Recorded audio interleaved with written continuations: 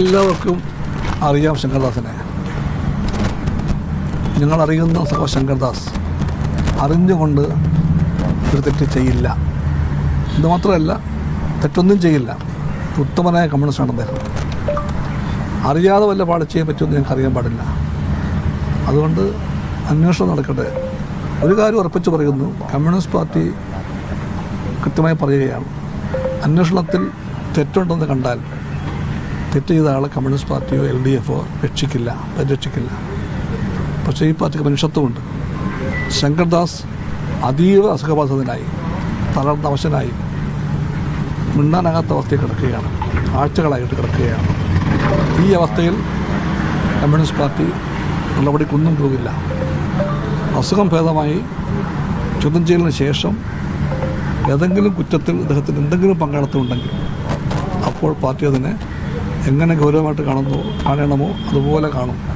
അതല്ല ഇപ്പം ചെന്ന് അദ്ദേഹത്തെ വേട്ടയാടാൻ കമ്മ്യൂണിസ്റ്റ് പാർട്ടിയില്ല, അങ്ങനെ ചെയ്യാനും പാടില്ല. മനുഷ്യത്വമുള്ള പാർട്ടിയാണ് കമ്മ്യൂണിസ്റ്റ് പാർട്ടി, മനുഷ്യരുടെ പാർട്ടിയാണിത്. ആ സഖാവിനെ അറിയുന്നവർക്കെല്ലാം അറിയാം. ശങ്കർദാസ് ഇത്രയും ദീർഘവർഷങ്ങളിൽ പൊതുപ്രവർത്തനത്തിനിടയിൽ ഒരിക്കൽ പോലും ഒരു കളങ്കമുണ്ടാക്കിയ ആളല്ല. അതിന് ഞങ്ങൾ പാലിക്കും.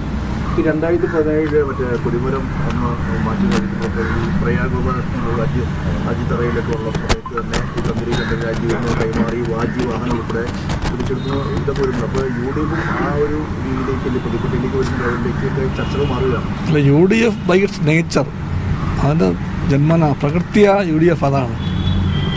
എല്ലാ സ്വത്തും എല്ലാ പണവും എല്ലാ സമ്പത്തും കൈയിട്ട് വരാനും കൈക്കലാക്കാനും ഒരു പണിയൊക്കെ എടുക്കാത്ത രാഷ്ട്രീയ പക്ഷമാണ് UDF.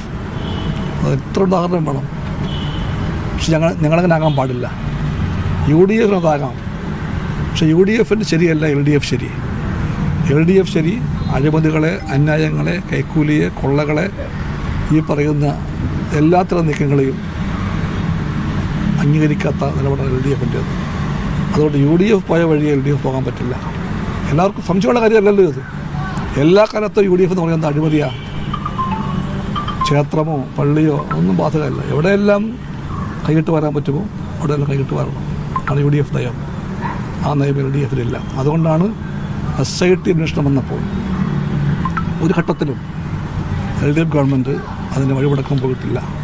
നിർബാധം അത് മുന്നോട്ട് പോവുകയാണ്. നിർബാധം SITയുടെ പ്രവർത്തനങ്ങളെ ഗവൺമെൻറ് തെല്ലുപോലും ഇടപെട്ട് പുറകോട്ട് കൊണ്ടുപോകാനോ വഴി മാറ്റാൻ ശ്രമിച്ചിട്ടില്ല. അതിൻ്റെ ഇടതുപക്ഷം